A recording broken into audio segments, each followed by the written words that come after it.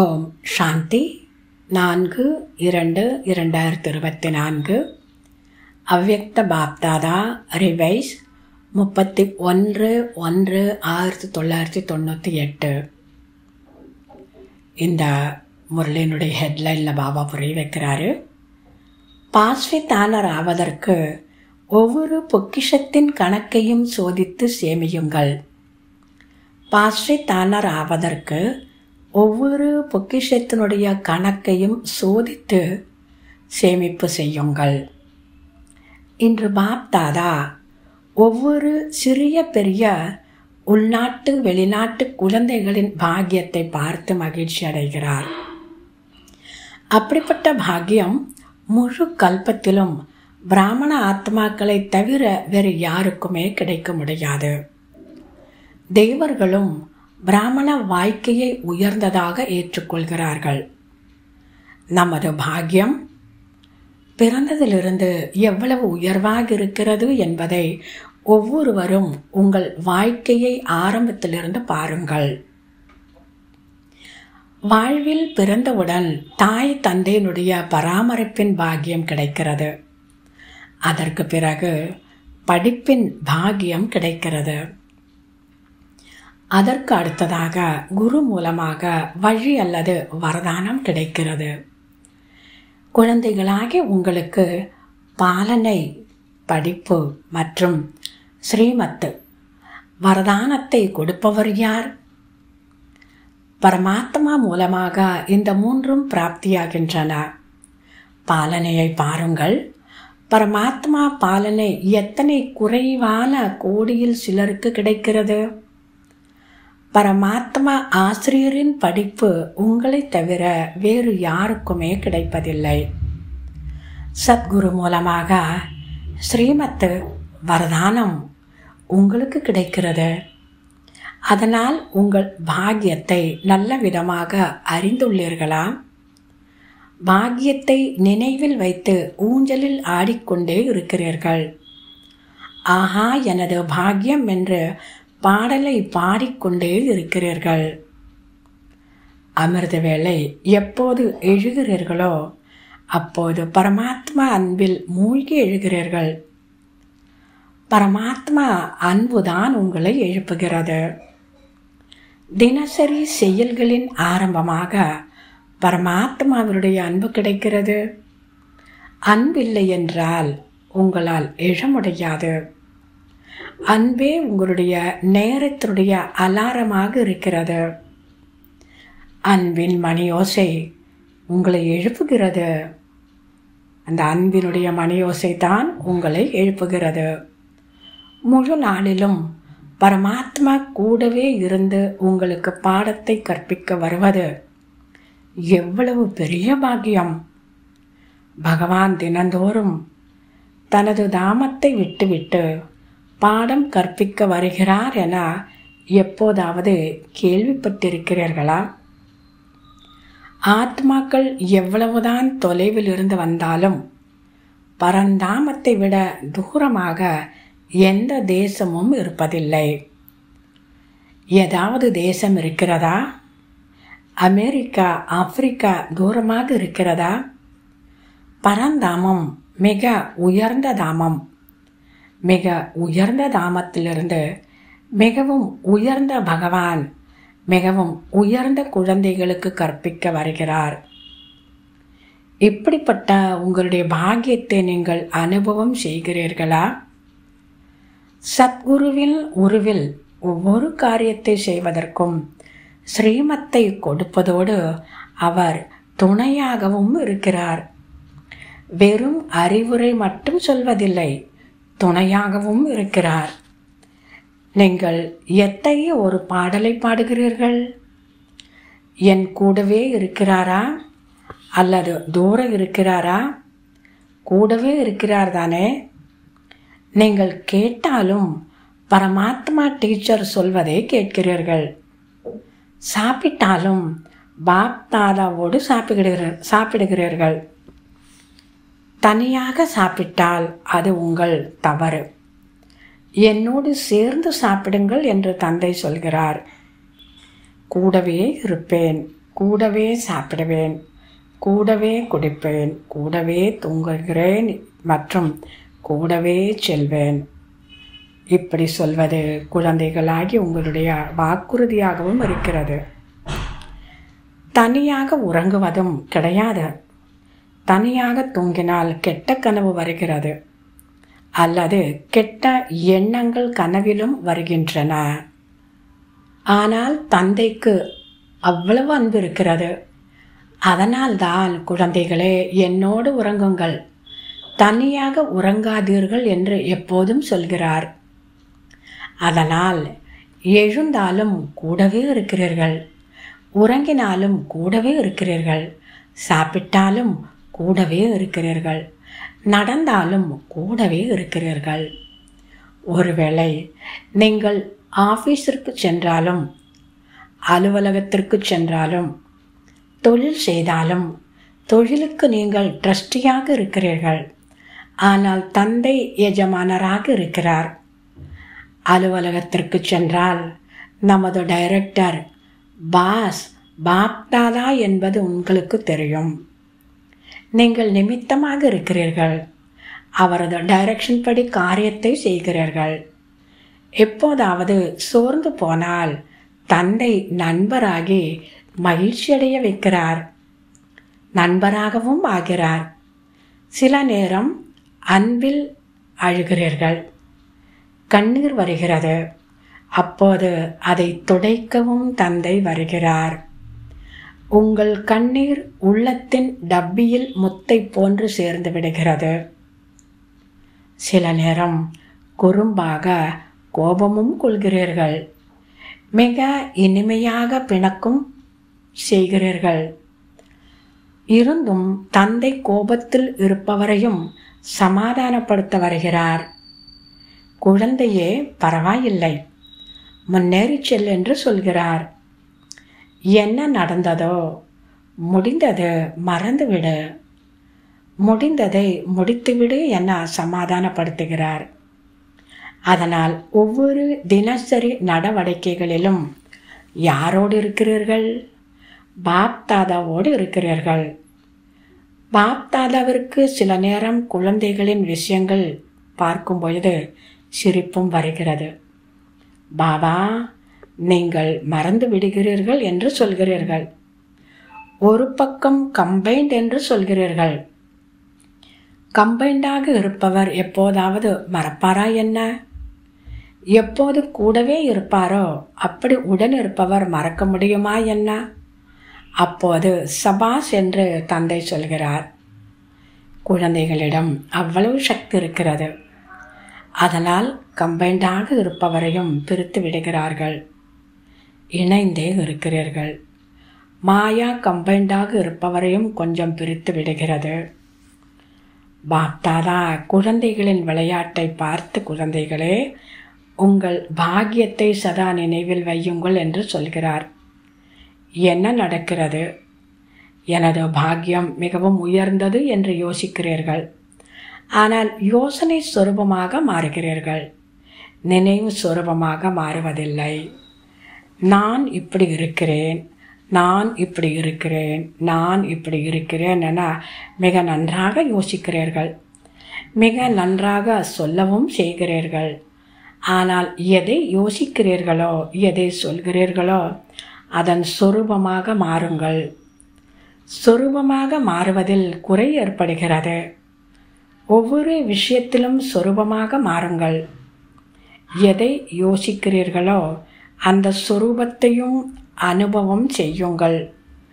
அனுபவி மூர்த்தி ஆவதே மிக பெரியதாக இருக்கிறது. அநாதி காலத்தில் எப்போது பரந்தாமத்தில் இருந்தீர்களோ அது யோசனை சொரூபமில்லை, நினைவு சொரூபம். நான் ஆத்மா, நான் ஆத்மா என்பதும் யோசிப்பதற்காக இல்லை, அது சொரூபமாக இருக்கிறது. ஆதி காலத்திலும் இந்த நேர முயற்சியின் பலன் சொரூபமாக இருக்கிறீர்கள். இந்த நேரத்தில் செய்யக்கூடிய முயற்சியினுடைய பலன் சொரூபமாக இருக்கிறீர்கள். நான் தேவதை, நான் தேவதை என்று யோசிக்க வேண்டியதில்லை.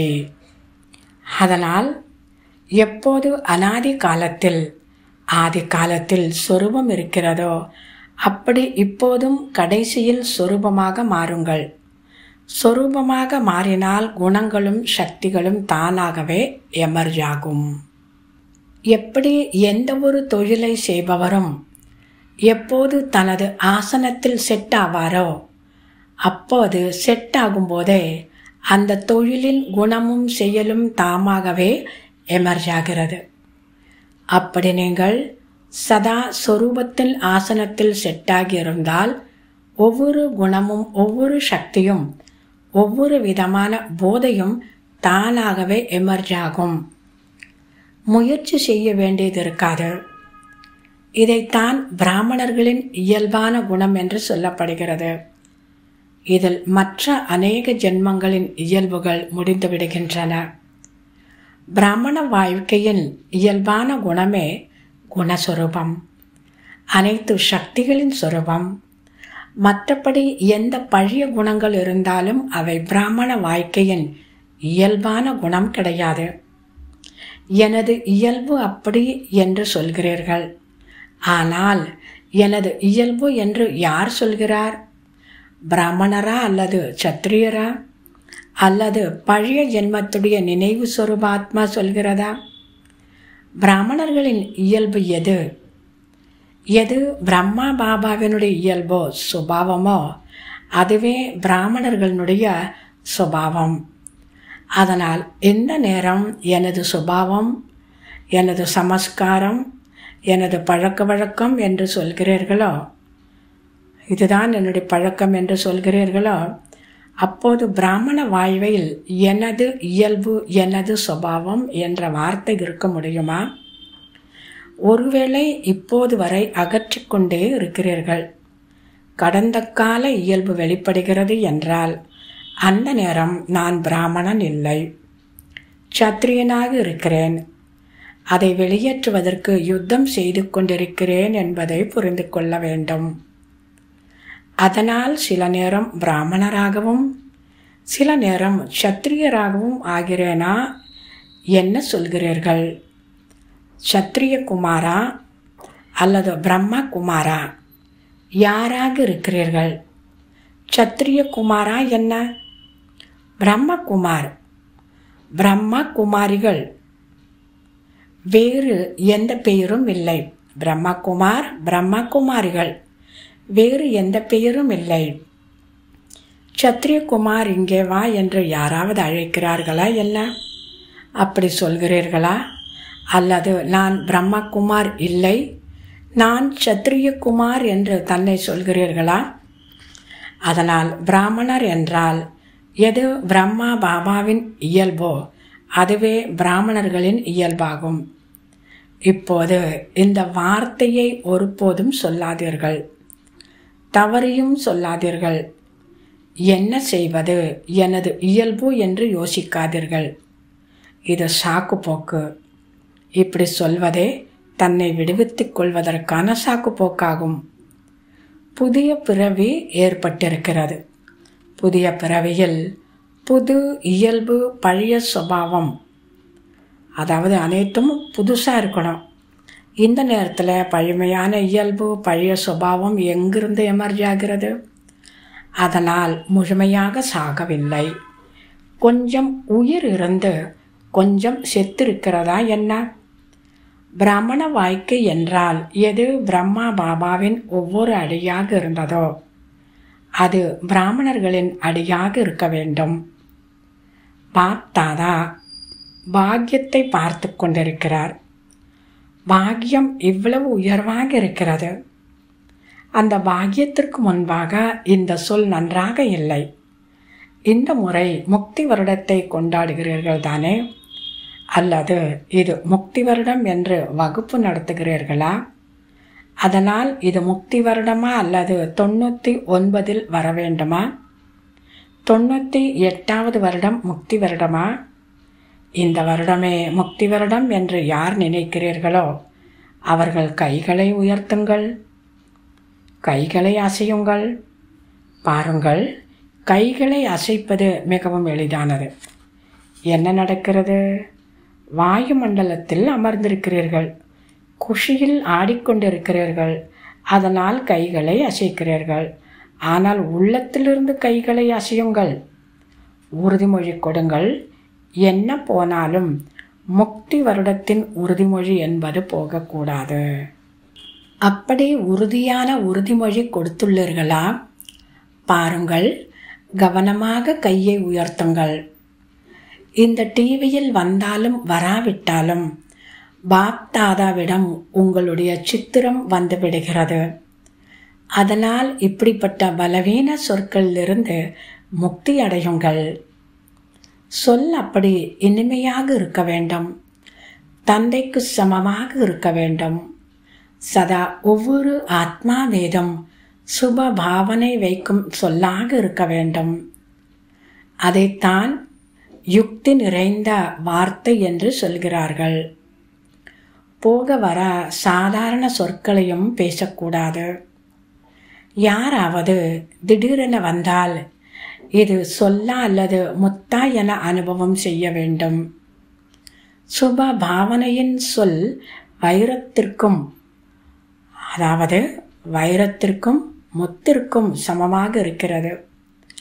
ஏனென்றால் நேரப்படி அனைத்து பொக்கிஷங்களையும் சேமிப்பதற்கு இப்போது குறைந்த நேரமே இருக்கிறது என பாப் தாதா பல முறை செய்கை கொடுத்திருக்கிறார்.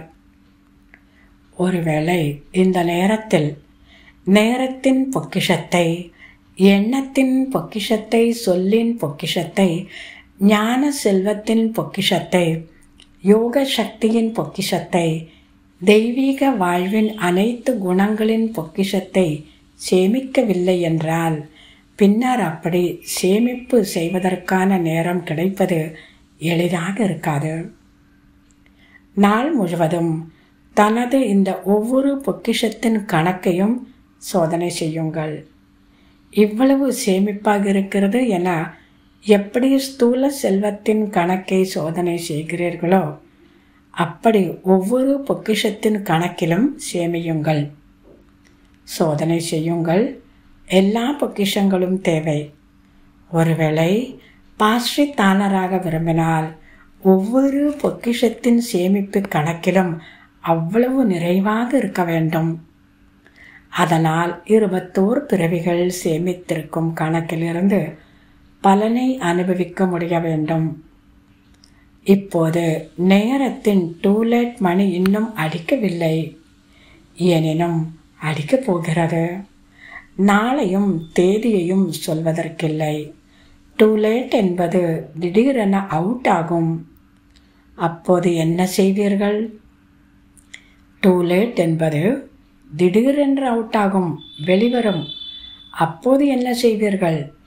அந்த நேரம் சேமிப்பீர்களா? எவ்வளவுதான் விரும்பினாலும் நேரம் கிடைக்காது. எனவே சேமியுங்கள், சேமியுங்கள், சேமியுங்கள் என்று பாப்தாதா பல முறை செய்கை கொடுத்து கொண்டிருக்கிறார். ஏனென்றால் இப்போதும் உங்கள் பட்டம் சர்வசக்திவானாக இருக்கிறது. சக்திவான் கிடையாது. சர்வசக்திவான் எதிர்காலத்திலும் அனைத்து குணங்களும் நிறைந்தவர்கள். வெறும் குணம் நிரம்பியவர் கிடையாது. இந்த எல்லா பொக்கிஷங்களையும் சேமிப்பது என்றால் குணங்களும் சக்திகளும் சேமிப்பாகின்றன. ஒவ்வொரு பொக்கிஷத்திற்கும் குணம் மற்றும் சக்தியோடு சம்பந்தம் இருக்கிறது. அப்படி சாதாரண சொல் இல்லாமல் இனிய சொல், இது குணம். அப்படி ஒவ்வொரு பொக்கிஷத்திற்கும் கனெக்ஷன் இருக்கிறது. பாப் தாதாவிற்கு குழந்தைகளிடம் அன்பு இருக்கிறது. அதனால் அடிக்கடி சைகை கொடுத்து கொண்டிருக்கிறார். ஏனென்றால் இன்றைய சபையில் எல்லா வெரைட்டியானவர்களும் இருக்கிறீர்கள். சிறிய குழந்தைகளும் இருக்கிறீர்கள், டீச்சர்களும் இருக்கிறீர்கள். ஏனென்றால் டீச்சர்கள் சமர்ப்பணமாக இருக்கிறீர்கள். குமாரிகளும் இருக்கிறீர்கள், இல்லறத்தில் இருப்பவர்களும் இருக்கிறீர்கள். அனைத்து வித வெரைட்டியும் இருக்கிறது. நல்லது. அனைவருக்கும் வாய்ப்பு கொடுக்கப்பட்டிருக்கிறது. இது மிகவும் நன்றாக இருக்கிறது. அதாவது சந்திக்கக்கூடிய வாய்ப்பு நமக்கு எப்போது கிடைக்கும் என குழந்தைகள் நீண்ட காலமாக வேண்டுகோள் வைத்திருந்தீர்கள், அப்படித்தானே குழந்தைகளே? அதனால் அனைத்து வெரைட்டிகளின் பூங்கொத்து தந்தையின் முன்பாக வந்திருப்பது மிக நன்றாக இருக்கிறது. நல்லது. இந்த வருடம் யாரிடமிருந்தும் எந்த கம்ப்ளைண்ட்டும் வரக்கூடாது என்று முழு உலகில் உள்ள நிமித்தமான டீச்சர்களிடம் பாப்தாதாவிற்கு ஒரு சுபபாவனை இருக்கிறது. கம்ப்ளைண்ட்ஸ் ஃபைல் முடிய வேண்டும். பாப்தாதாவிடம் இப்போது வரை அதிக ஃபைல்கள் இருக்கின்றன. அதனால் இந்த வருடம் கம்ப்ளைண்ட்ஸினுடைய ஃபைல் முடிந்தது. அனைவரும் ஃபைனலாகி விட வேண்டும். அனைவரும் ஃபைனாகி விட வேண்டும். ஃபைனை விட ரீஃபைனாக வேண்டும். பிடித்திருக்கிறதா? ஒருவர் எப்படி இருந்தாலும் அவரோடு செல்வதற்கான விதியை கற்றுக்கொள்ளுங்கள். ஒருவர் என்ன வேண்டுமானாலும் செய்யட்டும். அடிக்கடி தடை ரூபமாக முன்னால் வந்தாலும் இந்த தடைகளுக்கு நேரத்தை கொடுப்பது என்பது எதுவரை நடக்கும்? இதற்கும் முடிவு விழா நடக்க வேண்டும் தானே? அதனால் அடுத்தவரை பார்க்கக்கூடாது.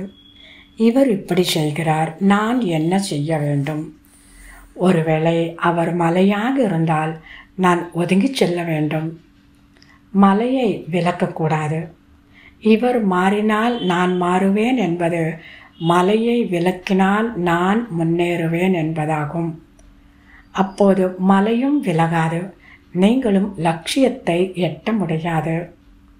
அதனால் அந்த ஆத்மாவிடம் சுபபாவனை இருந்தால் சைகை கொடுத்தவுடன் மனம் புத்தி காலியாகி விட வேண்டும். சுயம் தன்னை அந்த தடை ரூபத்தை ஏற்படுத்துபவரின் எண்ணத்திலும் சிந்தனையிலும் போடாதீர்கள்.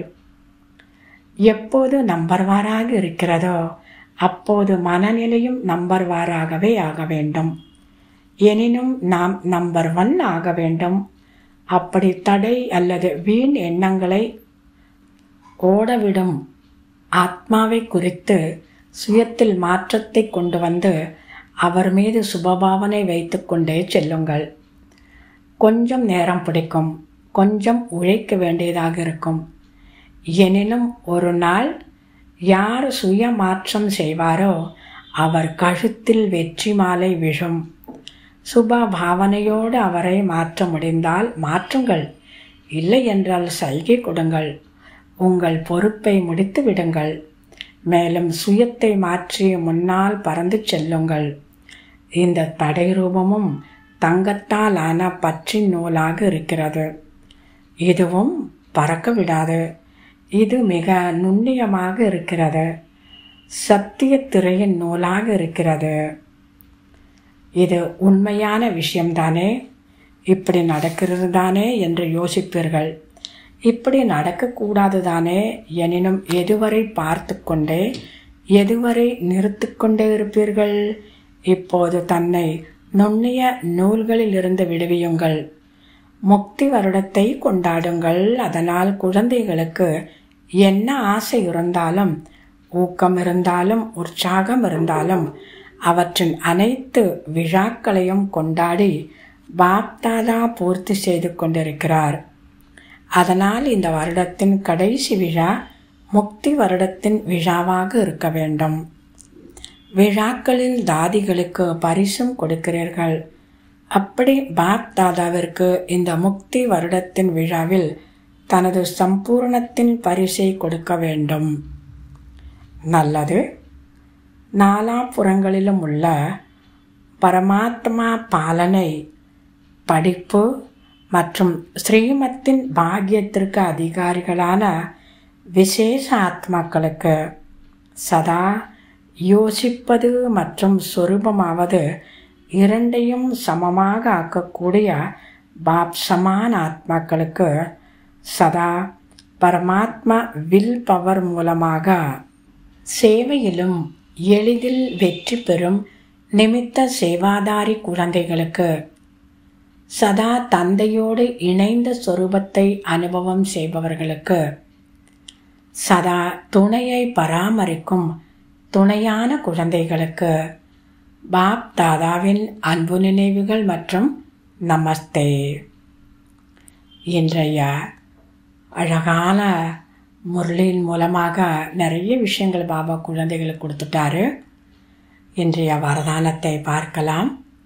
வரதானம்: சம்பந்தம் தொடர்பில் திருப்தியின் சிறப்பு மூலமாக மாலையில் கோர்க்கப்படும் திருப்திமணி ஆகுக. சம்பந்தம் தொடர்பில் திருப்தியின் சிறப்பு மூலமாக பல ஆத்மாக்களுடைய சம்பந்தம் தொடர்பில் வந்தாலும் திருப்தியாக இருப்பது மிகப்பெரிய ஒரு சிறப்புத்தன்மையாகும். தானாகவே யார் சுயம் திருப்தியாக இருப்பாங்களோ மற்றவங்களை திருப்திப்படுத்தக்கூடியவர்கள், திருப்தி கொடுக்கக்கூடியவர்கள். அப்படிப்பட்ட ஆத்மாக்கள் தான் மாலையில் கோர்க்கப்படும் திருப்திமணி ஆவார்கள். இந்த மாதிரியான மாலையில் கோர்க்கப்படக்கூடிய திருப்தியான ஆத்மா ஆகுக. விளக்கம்: சங்கம யுகம் என்பது திருப்தியின் யுகமாகும். யார் தன்னிடம் திருப்தியாக இருக்கிறாரோ அவர் சம்பந்தம் தொடர்பிலும் சதா திருப்தியாக இருந்து பிறரையும் திருப்தி செய்கிறார். அவரே மாலையில் கோர்க்கப்படுகிறார். எவ்வளோ நல்ல விஷயத்தை பாபா புரிய வைக்கிறாரு. மாலையில் கோர்க்கப்படுவதற்கான ஆதாரம் தானும் திருப்தியாக இருக்கணும், பிறருக்கும் திருப்தி கொடுப்பது, பிறரையும் திருப்தி செய்வது. ஏனென்றால் மாலை என்பது சம்பந்தத்தால் உருவாகுகிறது. ஒரு மணி பக்கத்தில் இன்னொரு மணி, அந்த மணி பக்கத்தில் இன்னொரு மணி, அப்போ ஒரு மணி இன்னொரு மணியோட சேர்ந்து இருக்கிறது. ஒருவேளை மணியோட மணி அருகில் வரவில்லை என்றால் மாலை என்பது உருவாகாது. எனவே திருப்தி மணியாகி சதா திருப்தியாக இருந்து அனைவரையும் திருப்திப்படுத்துங்கள். குடும்பத்தின் அர்த்தமே திருப்தியாக இருந்து பிறரை திருப்திப்படுத்துவது. எந்தவித சச்சரவும் இருக்கக்கூடாது. இன்றைய ஸ்லோகன்: தடைகளின் வேலை வருவது, உங்களுடைய வேலை விக்ன விநாசகர் ஆவது. தடைகளினுடைய வேலை வருவது, ஆனால் உங்களுடைய வேலை என்னவென்றால் வந்த அந்த தடைகளை அழிக்கக்கூடியவர் ஆவதாகும். நல்லது. பாபா இன்னைக்கு அவருடைய அவ்யக்த மகா வாக்கியத்தில் குழந்தைகளுக்கு நிறைய விஷயத்தை புரிய வச்சுக்கிட்டாரு. பாஸ்ரித்தானர் ஆவதற்கு ஒவ்வொரு பொக்கிஷத்தினுடைய கணக்கை நீங்கள் செக் பண்ணிக்கிட்டு அந்த கணக்கை நீங்கள் அதிகப்படுத்தணும், சேமிக்கணும். குழந்தைகள் இந்த விஷயத்தில் ரொம்ப கவனமாக இருக்கணும்னு ரொம்ப நல்லா சக்தி நிறைந்த மகா வாக்கியத்தை நமக்கு கொடுத்துக்கிட்டாரு. Thank you Baba, thank you Baba, thank you Baba. ஓம் சாந்தி.